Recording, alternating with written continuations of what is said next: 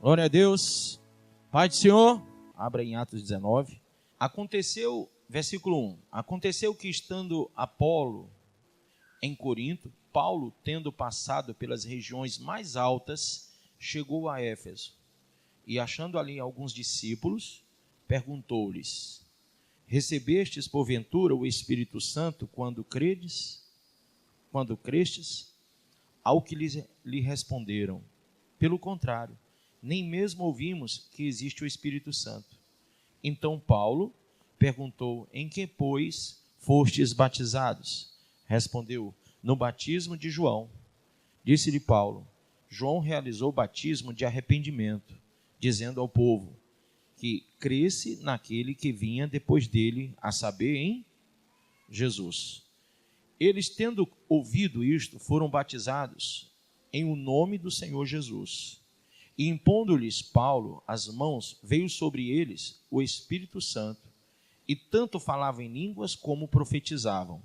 Eram ao todo uns 12 homens. Amém? Põe a mão sobre a Bíblia e diga: Pai, fala ao meu coração e me ensina a tua palavra, em nome de Jesus. Agora diga amém, podeis vos assentar. É necessário que a gente entenda esse texto, porque Paulo faz uma pergunta interessante para a igreja. A pergunta de Paulo é: recebestes, porventura, verso 2, leia bem alto comigo, recebestes, porventura, o Espírito Santo? É ou não é? Quando crestes, ou seja, você creu, você ouviu a palavra, creu, né?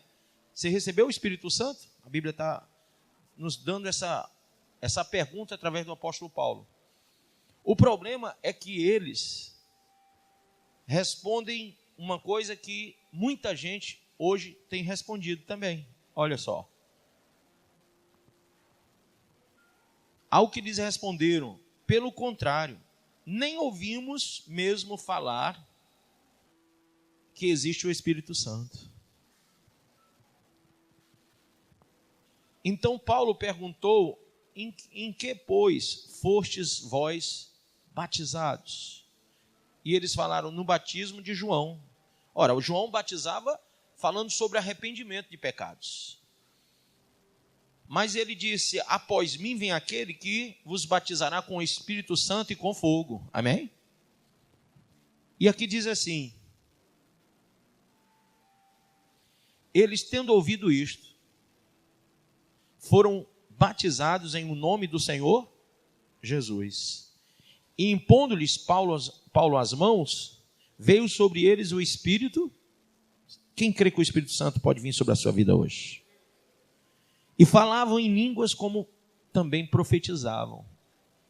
Você pode hoje receber o Espírito Santo, falar em línguas e profetizar essa noite.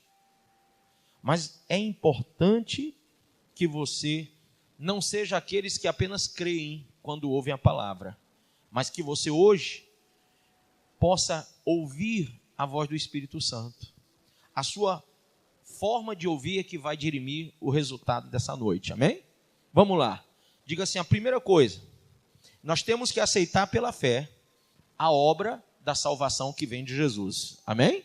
Muitos falam sobre o Espírito Santo, mas ainda não experimentaram o que é morrer em Cristo, o que é morrer para o pecado. Nós não podemos receber o Espírito Santo estando nós vivos para o pecado. Nós temos que morrer para o pecado e aí vamos viver para Cristo. Amém? A segunda coisa, se eu realmente morri para o pecado, eu tenho que estar separado total. O que é separado, pessoal? Separado do pecado. As pessoas sabem o que é divórcio, porque quando elas entram em divórcio, um vai para um lado, outro vai para o outro, ou não é? Quando elas executam o divórcio, dividem os bens, não dividem? Isso é meu, isso é teu, isso é meu, isso é teu. Só não divide as crianças porque não dá, né? Mas o divórcio é justamente um exemplo interessante para que você entenda o que Paulo está explicando a estes homens que haviam ouvido falar do arrependimento de pecados, mas não sabiam o que era o batismo do Espírito Santo. Para eu receber o batismo do Espírito Santo, eu tenho que me divorciar do pecado. Ou seja, toda aliança, diga toda aliança, que nós tivermos com o pecado, com as coisas deste mundo, nós temos que estar divorciados. É uma coisa que realmente não tem assim, não tem meio termo. Divórcio é divórcio, ou não é? Quando acontece um divórcio, não é uma separação total? Ou será que num divórcio as pessoas ficam se visitando a vida toda? Claro que não. Então não foi divórcio. Porque a palavra divorciar é separar. Como que nós estamos divorciados do mundo se ainda vivemos no mundo? Se ainda praticamos as obras do mundo? A Bíblia diz, vós não recebeste o Espírito do mundo, mas o Espírito de Deus. Se é que o tens. Se é que você tem. Se você tem, você mesmo, não precisa nem eu falar, você mesmo se divorcia das práticas do mundo, das práticas do pecado. Amém ou não? Abra em Hebreus 13, 12. 13 e 12. Por isso, para santificar o povo, por intermédio do seu sangue, Jesus igualmente sofreu fora da porta da cidade. Saiamos, portanto, ao encontro dele, fora do acampamento, levando conosco a mesma humilhação que ele suportou. Amém? Pois não temos na terra nenhuma cidade permanente, mas buscamos a que há de vir.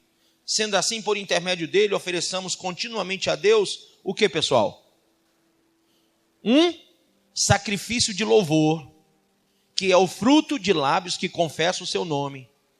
De igual modo, não negligencieis a contínua prática do bem e a mútua cooperação, pois é desses sacrifícios que Deus muito se alegra. Sede obediente aos vossos líderes espirituais. Amém ou não amém? Grife aí.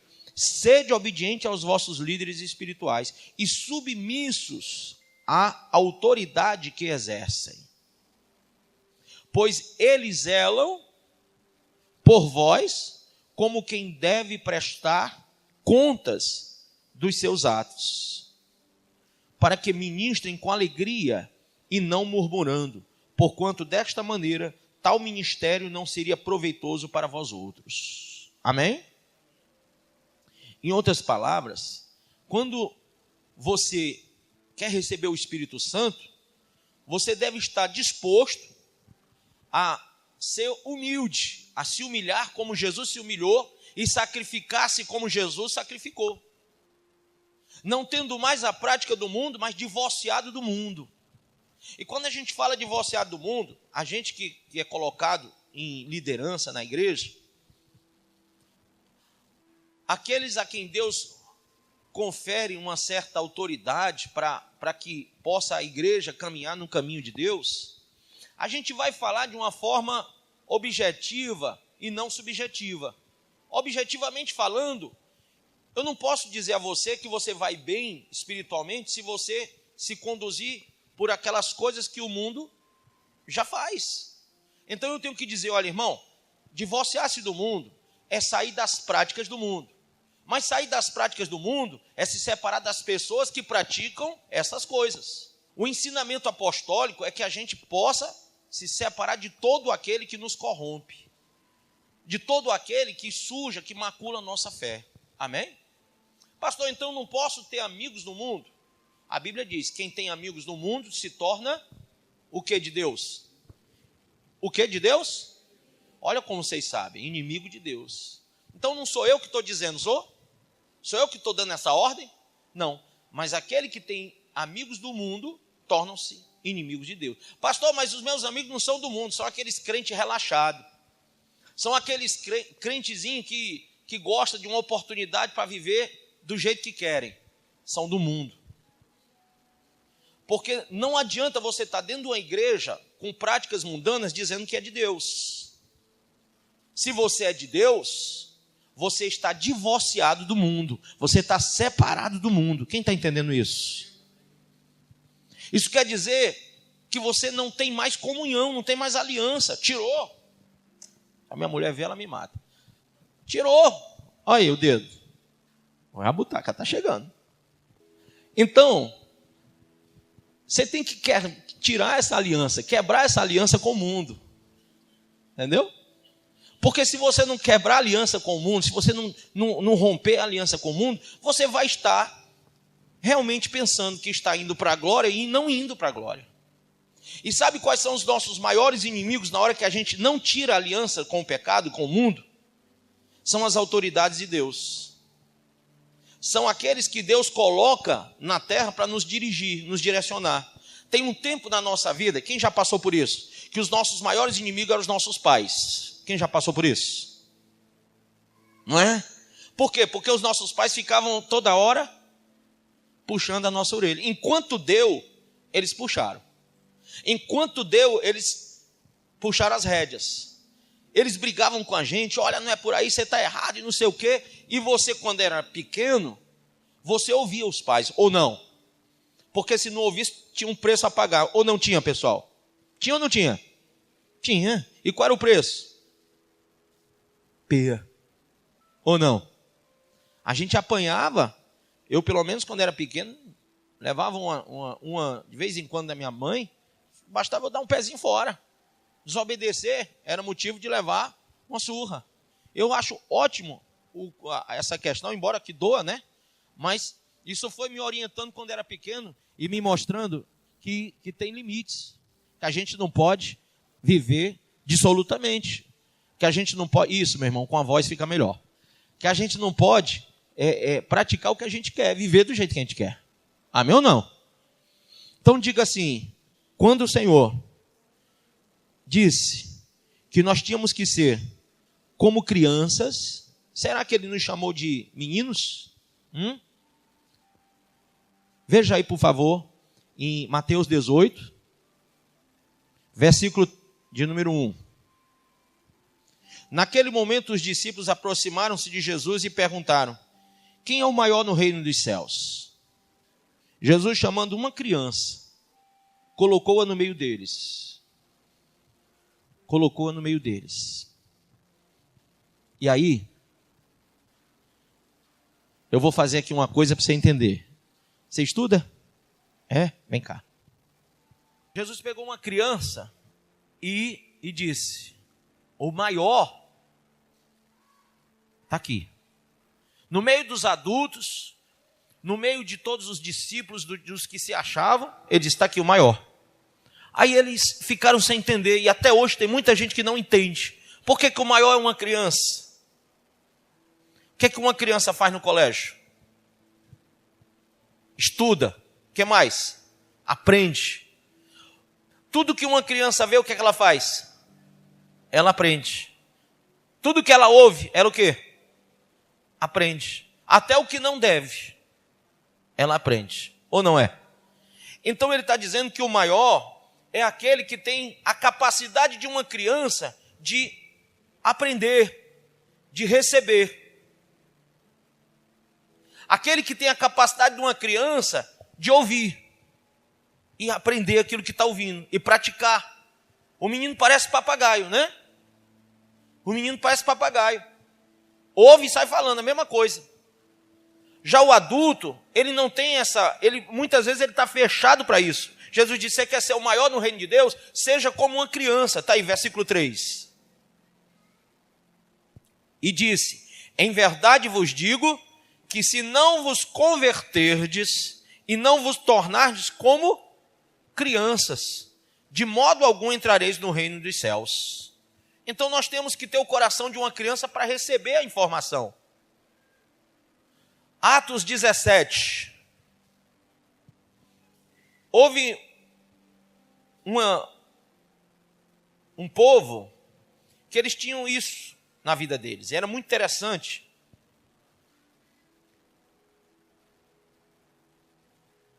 Porque quando Paulo pregava, irmão, havia muita luta contrária a Paulo. Muita luta. Versículo 1 de Atos 17. Veja como Paulo sofreu. Ó. E tendo passado por Anfípolis e Apolônia, chegaram a Tessalônica, onde havia uma sinagoga judaica. Como fazia habitualmente, Paulo foi à sinagoga e por 3 sábados argumentou com aquele grupo de pessoas com base nas Escrituras. Com base em quê, pessoal? Nas Escrituras. Explicando e comprovando que se fez necessário que o Cristo padecesse e ressuscitasse dentre os mortos, e proclamava: este Jesus que vos anuncio é o Messias. Assim, alguns dos judeus foram convencidos e se uniram a Paulo e Silas, bem como uma multidão de gregos obedientes a Deus e diversas senhoras da alta sociedade. Elas eram o quê? Ricas. Porém, os líderes judeus sentiram forte inveja. Grife aí. Os líderes judeus sentiram forte inveja e reuniram alguns homens perversos dentre os desocupados e agitando a população. Grife aí, por favor. Porém, os líderes judeus sentiram forte inveja e reuniram alguns homens perversos dentre o quê? Os desocupados. Sempre os desocupados, né?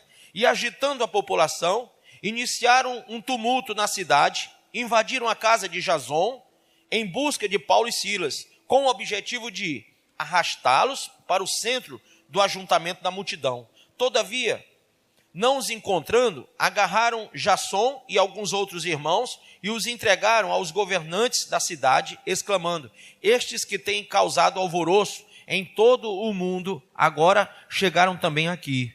E Jason os hospedou em sua casa. Todos eles estão agindo contra os decretos de César, proclamando que existe um outro rei chamado Jesus. Ao ouvir tal denúncia, toda a multidão e os governantes da cidade ficaram apreensivos. Apesar disso, libertaram Jason e os demais irmãos após o pagamento da fiança estipulada. Então, logo ao cair da noite, os irmãos enviaram Paulo e Silas para Bereia. Grife aí, Bereia. Chegando ali, dirigiram-se à sinagoga local. Os bereanos eram mais nobres do que os tessalonicenses, porquanto receberam a mensagem com vívido interesse e decidiram-se ao estudo diário das Escrituras. Amém ou não amém? Com o propósito de avaliar se tudo correspondia à verdade. Ou seja, sabe, irmão, ser um crente bereano é ter essa visão de criança. A Bíblia diz que eles eram mais nobres do que os tessalônicos, porque os tessalônicos resistiam à palavra. Já os bereanos, em vez de resistirem à palavra e de se oporem à palavra, eles olhavam com interesse para ver se aquilo que estava sendo dito era verdade ou não. E eles ficavam acompanhando na palavra, acompanhando tudo que Paulo dizia, para ver se tinha fundamento. Dessa forma, muitos dentre os judeus creram, bem como um grande número de mulheres gregas da alta sociedade também, olha só, sempre Paulo convertendo gente da alta sociedade também, e não poucos homens gregos. No entanto, quando os líderes judeus de Tessalônica tomaram conhecimento, olha de novo, que Paulo estava ensinando a palavra de Deus em Bereia, rumaram imediatamente para lá, agitando e instigando a população. Eles saem de Tessalônica e vão até Bereia para poder fazer a mesma coisa, perseguir Paulo lá. Rapidamente os irmãos enviaram Paulo para o litoral, mas Silas e Timóteo permaneceram em Bereia. Os irmãos que acompanhavam Paulo o conduziram até Atenas, partindo depois com orientações para que Silas e Timóteo se reunissem com ele assim que fosse possível. Amém? Pastor, o que é que o senhor está dizendo? Eu estou dizendo que havia um grupo de pessoas que resistiram à palavra, mesmo resistindo, receberam. E havia um outro grupo de pessoas que eram mais nobres, que não resistiram à palavra, mas olhavam com atenção, com vontade de aprender, porque eles queriam conhecer a verdade. Esses eram os bereanos. E até hoje nós chamamos de crente bereano aquele que abre a palavra, que acompanha com vontade, com interesse de conhecer a verdade. Amém? Pergunta para o seu irmão, você é um crente bereano? Você vai conhecer sobre o Espírito Santo quando você for bereano. Quando você quiser aprender como os bereanos quiseram, com o mesmo interesse que eles tiveram. Amém? Vamos lá, diga assim: quando eu quero receber o Espírito Santo, eu tenho que entregar minha vida sem reservas a Deus. O Espírito Santo deve possuir-nos de forma completa e não parcial. Amém? Quando que uma pessoa liberta? Quando a verdade é conhecida. A verdade é conhecida quando ela tem interesse de conhecer, quando ela busca conhecimento da verdade. Nessa hora, o campo do entendimento é aberto, ou seja, a alma. A alma sendo conduzida ao entendimento, ela absorve o entendimento que vai saciar a sua necessidade, as suas questões, as suas perguntas. Por isso que nós não nos convertemos no espírito, nós nos convertemos na alma. A alma, ela sempre pergunta por quê. Amém? A alma sempre pergunta por quê. Se você está perguntando por quê, é porque a sua alma questiona. O crente bereano tem perguntas, mas ele vai atrás das soluções, ele vai atrás com vontade, com entendimento. Ele quer saber as respostas.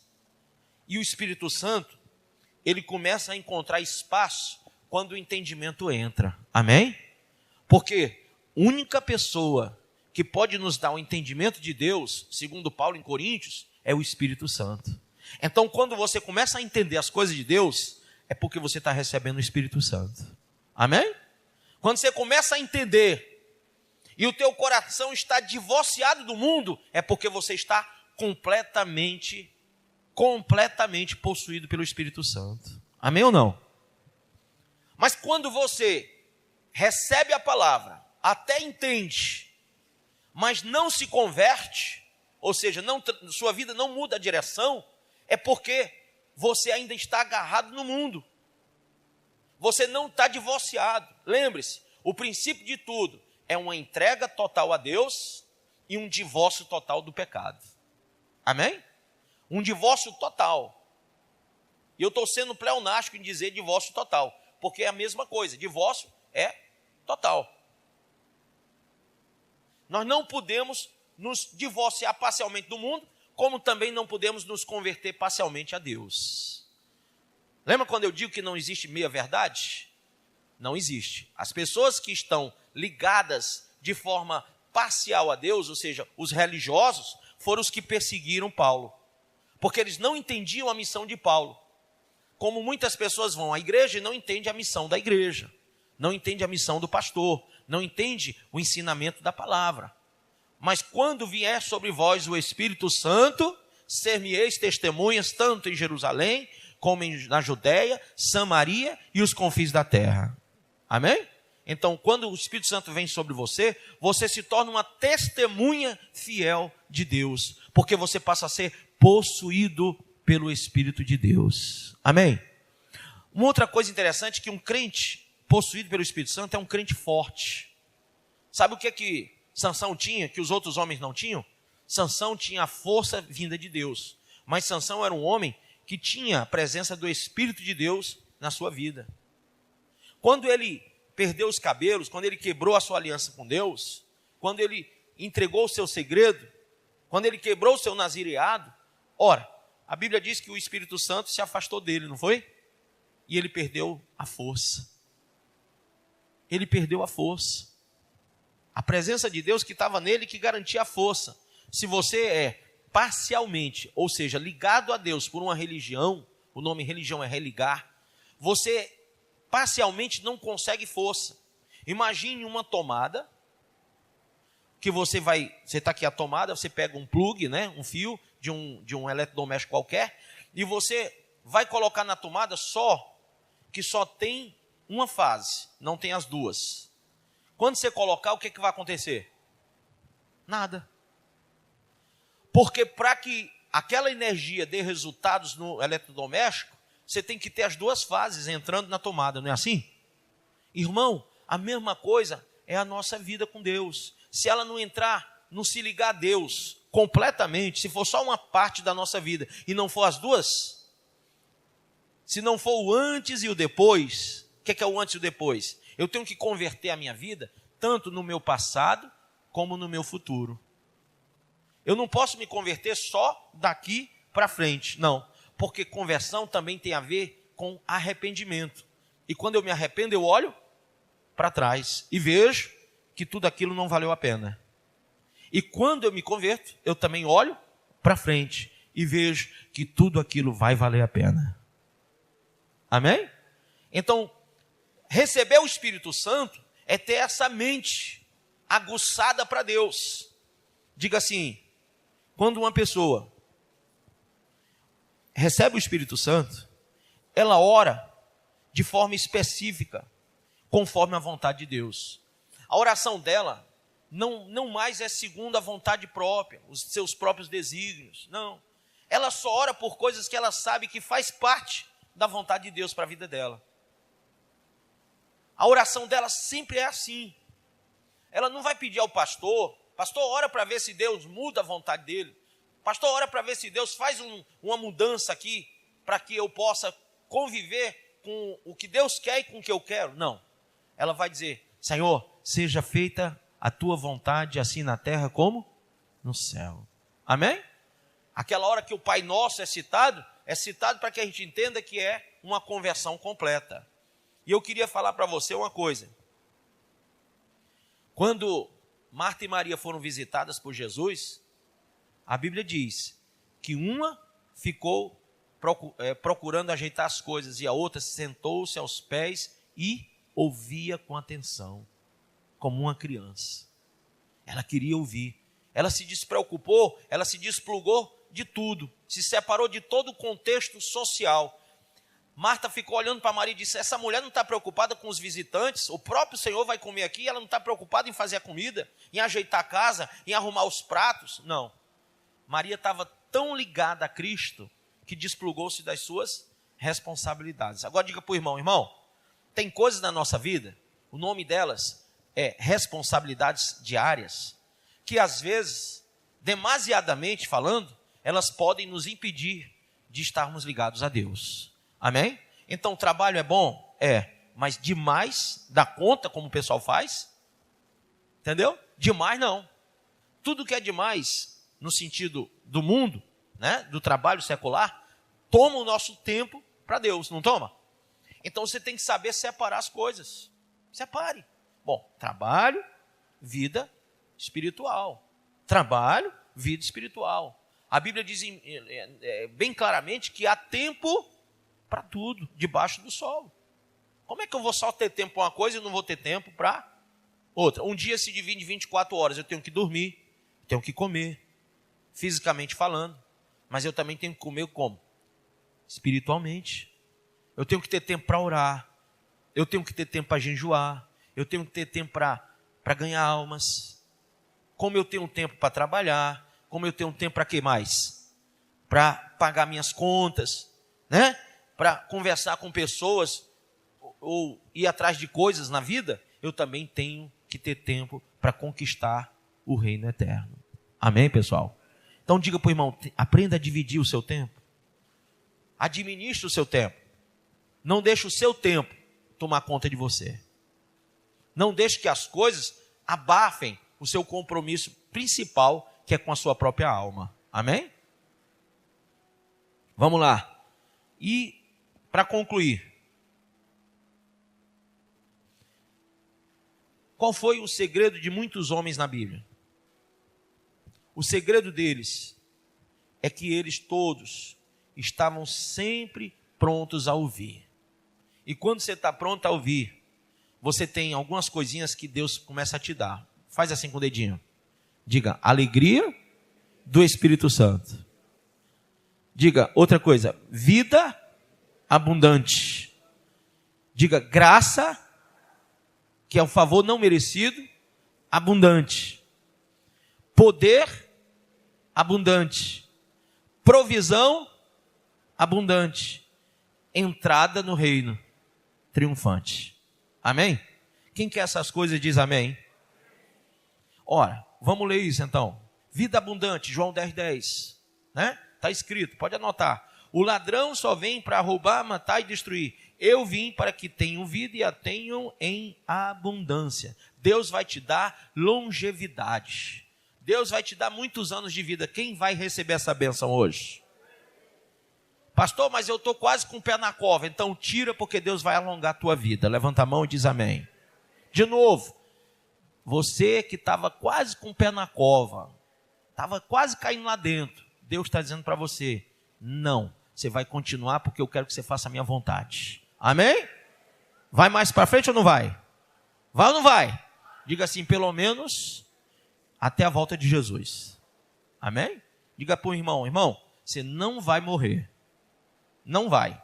Você vai ser arrebatado. De novo, irmão, tem um arrebatamento vindo aí. E você vai subir. Você não vai morrer.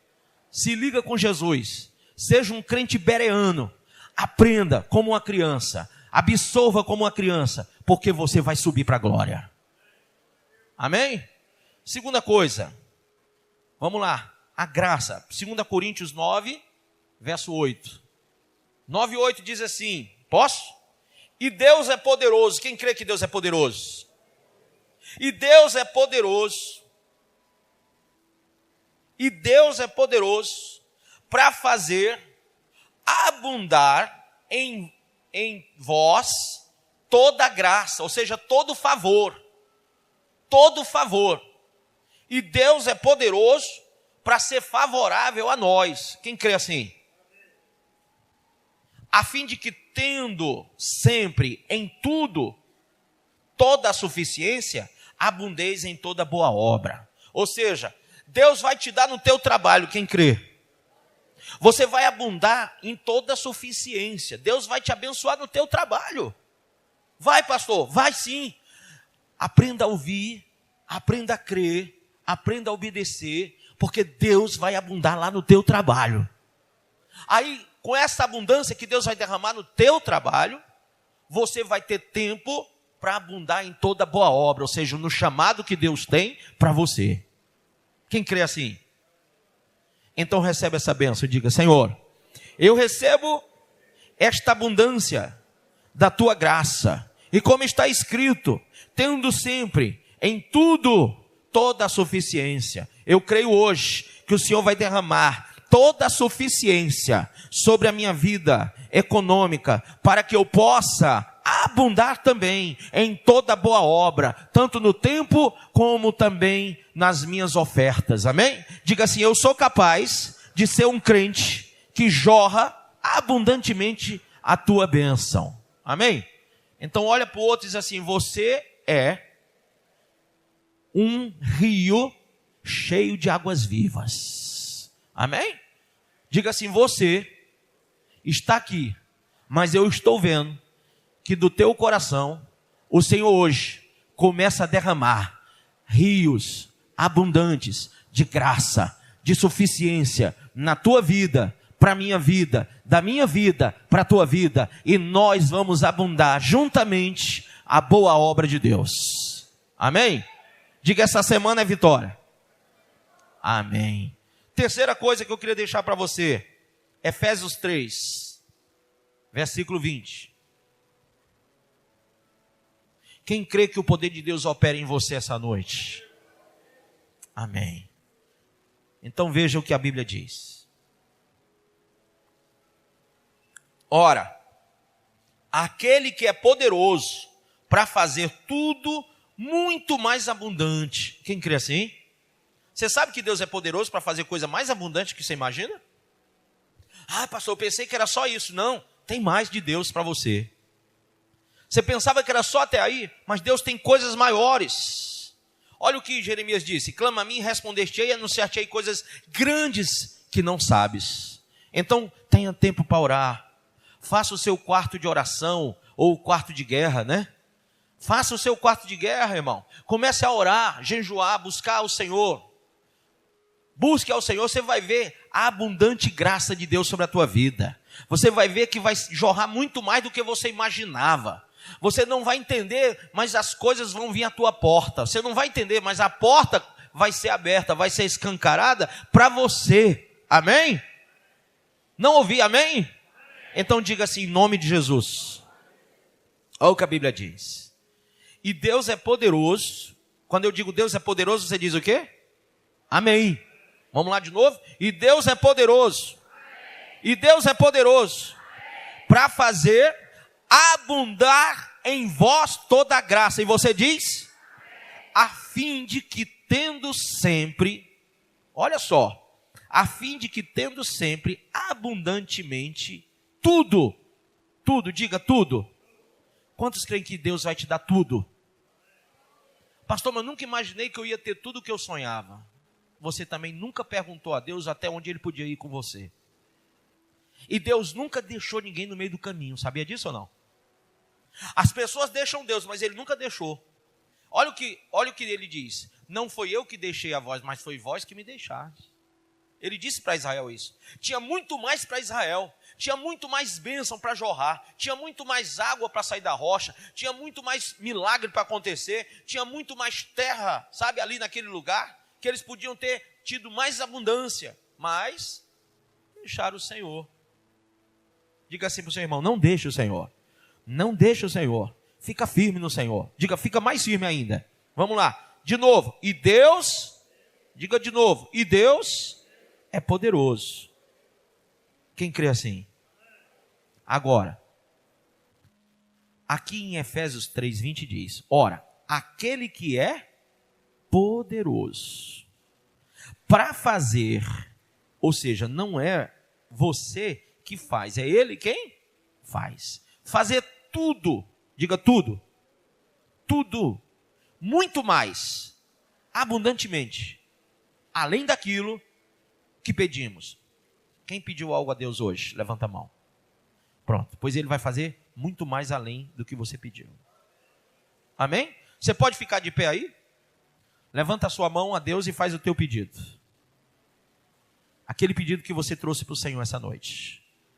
Levanta a sua mão, diga: Senhor, ouve o meu pedido. Agora só na tua mente, pede. Enquanto você está pedindo, eu estou dizendo para você, para a tua alma. A tua alma está ouvindo. E o meu Deus é poderoso para fazer tudo muito mais abundante, além daquilo que você está pedindo ou pensando agora. Segundo o poder que em nós opera. Receba o poder do Espírito Santo na sua vida. Receba o poder do Espírito Santo, porque Ele vai fazer muito mais do que você pediu ou pensou nessa hora. Quem está sentindo a presença de Deus? Pastor, eu tenho necessidades. E você pensa que Deus não sabe disso? E a Bíblia diz lá em Filipenses 4,19, para você que está pensando nelas: e o meu Deus suprirá todas as vossas necessidades, segundo a sua gloriosa riqueza em Cristo Jesus. E você que crê diz: porque Ele está suprindo todas as tuas necessidades agora. Muito mais do que você pediu ou pensou, Deus está derramando sobre você essa bênção, pelo poder que opera na sua vida, o poder do Espírito Santo. E hoje, ainda quando você está falando com Deus, 2 Pedro 1,11 diz: e vos será amplamente concedida a entrada no reino eterno de nosso Senhor, Salvador, Jesus Cristo. Amém? Então creia que hoje Ele vai abençoar e vai te dar salvação em Cristo Jesus. Você vai ser suprido de tudo. Deus vai resolver todos os teus problemas. Amém, irmão? Lá no Salmo 132, versículo 15, recebe aí: abençoarei abundantemente seu mantimento, fartarei de pão os seus celeiros. Amém? Amém? E ele diz: e fartarei de pão também os seus pobres. Pastor, eu conheço tanta gente necessitada. Pois ore por eles, porque Deus vai fartá-los. Talvez pessoas até da tua família que estão pobres, estão empobrecidos, sem emprego. Deus vai abrir porta para ele também. Mas tem que ter um justo clamando. Quem crê assim? Você sabe que quando Abraão, o justo de Deus, clamou, Deus abençoou a vida de muita gente. Ló e sua família foi salva por isso. Porque Abraão era um homem que tinha obediência a Deus. Diga, obediência. Segunda coisa, diga, Abraão tinha generosidade. Ele não orava só por si, ele orava pelos outros, amém? Diga, terceira coisa, tinha coragem. para orar, para falar com Deus. Tinha benevolência, porque ele queria o bem. Amém? Quinta coisa, era um homem que vivia um espírito de incorruptibilidade. Ele não se corrompeu com nada na sua vida. Sexta coisa, diga assim, ele era poderoso na oração. Diga, nós temos que ser poderosos na oração. Poderosos na oração. Sabe o que é poderoso na oração? A oração do justo remove montanha. Viu? Você vai abalar o inferno. A oração do justo abala com todo o inferno. Ela estremece todo o inferno. Sabe o que Deus quer? Que você seja um justo. Que você seja cheio do Espírito Santo. Sabe, a fé de Abraão era uma fé tão admirável, que ele não negou o seu Isaque. Ele não negou dar aquilo que ele tinha de mais precioso a Deus. Então eu digo para você hoje, irmão, seja justo diante do Senhor. Não negue a Deus nada, porque hoje Deus quer derramar sobre ti a bênção de Abraão, a bênção de Isaque, a bênção de Jacó. O Senhor quer derramar sobre a tua vida a sua benevolência, a sua graça, anunciada pelo apóstolo Paulo. A graça de Deus é um favor não merecido, mas que é constante, que é promissor, que nos traz vida abundante, que nos conduz à vida eterna, mas também aqui na terra nos dá condições de vivenciarmos o melhor de Deus, que supre as nossas carências emocionais, as nossas carências espirituais e as nossas carências físicas, materiais também. Porque Deus também se preocupa se você tem o que comer em casa, se você tem o que vestir. E hoje Deus está dizendo, não vai faltar mais na tua casa. Você vai ter, irmão. Segundo o profeta Moisés, no capítulo de número 28, você vai ter para emprestar, mas não vai precisar mais tomar emprestado. Amém? Por quê? Porque ele vai te pôr por cima e não por baixo. Como cabeça e não como cauda. Ele vai abençoar a tua entrada hoje aqui na igreja e a tua saída. Tu não vai só entrar abençoado, tu vai sair abençoado daqui hoje. Quem está sentindo a presença do Espírito Santo? Quem está sentindo um arrepio forte no corpo aí? Pois então glorifica o Senhor mesmo, porque Deus está nesse lugar. E a vontade de Deus, ela é primeiramente pura, ela é santa, mas também ela é agradável, irmão. E você vai sentir a alegria do Espírito essa noite. Você vai sentir a abundância de Deus. Ele vai saciar a tua fome. Ele vai acabar com a escassez na tua vida. Ele vai destruir todos os inimigos que lutam contra ti. A Bíblia diz, se por um caminho vierem contra ti, por 7 caminhos fugirão da tua presença. Mas tu não vai ser abatido. Olha, tu não vai ser abatido. Porque a promessa do Senhor na tua vida, Deuteronômio 39 diz, o Senhor, o teu Deus, te fará prosperar grandemente em toda a obra das tuas mãos. Ele vai abençoar o fruto do teu ventre, a cria dos teus animais, o fruto do teu solo. O Senhor tornará a alegrar a ti, para te fazer o bem, como se alegrou os teus pais, quando Ele fez bem aos teus pais. Ele também vai alegrar você essa noite. Sinta alegria, porque hoje o Senhor te visita trazendo a bênção, trazendo o milagre, suprindo as tuas necessidades mais urgentes. Deus está agora aqui, ouvindo a tua voz. Querido, há agora um abismo sendo formado entre você e a tua derrota, porque o Senhor separou você de toda derrota. Hoje, você vai ver a vitória que vem de Deus. Sinta a presença do Senhor.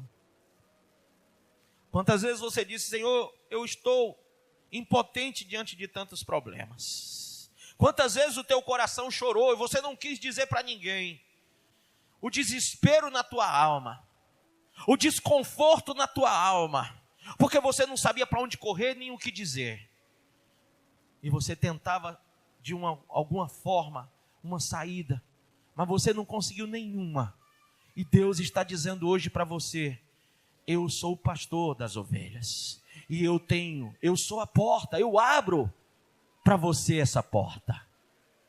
Eu estou aberto para você agora, e você pode entrar para a bênção, para o milagre.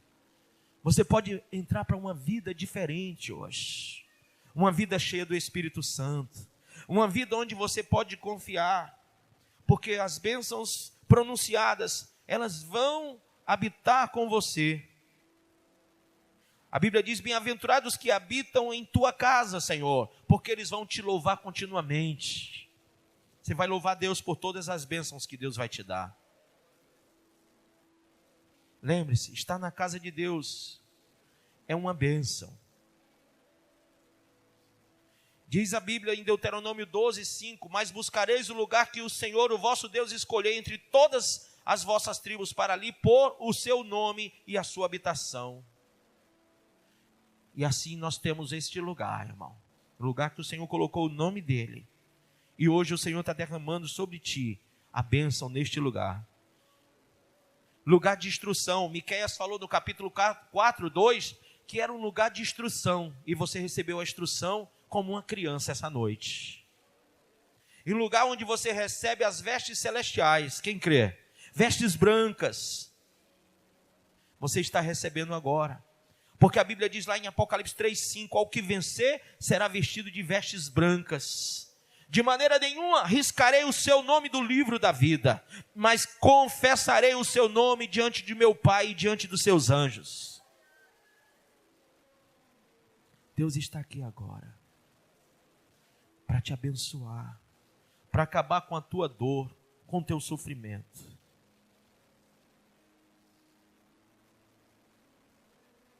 Irmão, agora, abre o teu coração totalmente, dilata ele, e dá totalmente a tua vida ao Senhor, totalmente, totalmente. Porque o Espírito Santo não vai habitar em você pela metade. Quem está sentindo a presença de Deus? A partir de hoje, não odeie mais a correção, mas lance a palavra de Deus dentro de você para te curar. Porque você está chamando hoje o Espírito da vitória. Só os que desprezam a palavra não têm esse Espírito. Mas hoje, Ele te dá sabedoria para viver e viver bem. Viver e viver bem. Sem dúvida, mas com fé. Amém? Você vai ser um privilegiado. Porque muitos dirão: você é doido. E você vai dizer: sou louco. Louco mesmo, porque não erro o caminho. A Bíblia diz que os loucos não errarão o caminho. Que loucos são aqueles que estão diante do Pai e não são compreendidos pelo povo do mundo. Sabe, irmão, Deus vai levantar a tua empresa, Deus vai abrir portas de emprego para você, mas isso porque Ele quer mostrar a sua benevolência, a sua benignidade, o seu amor para com você. Mas lembre-se, isso é só o começo, porque do outro lado, Ele vai chamar você para uma grande obra. E você, como homem e mulher sábio, cheio do Espírito Santo, vai separar o tempo para todas as coisas. E vai praticar uma grande obra para Deus. Sabe, não vai faltar nada na tua casa, mas você vai ter que estar preparado para abençoar vidas, para abençoar a casa do Senhor. Não vai faltar nada para você, mas você vai ter que estar aberto para ajudar o próximo. Amém? Em nome de Jesus, erga suas mãos agora. O Espírito Santo.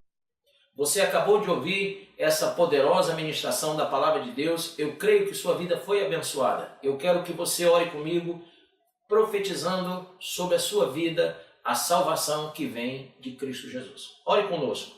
Deus Pai, em nome de Jesus, nós te agradecemos por esta palavra e que o Senhor possa abençoar a vida de cada um que nos viu, que nos ouviu nesse dia.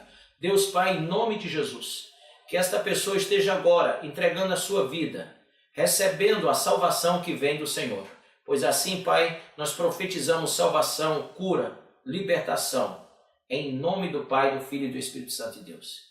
Amém.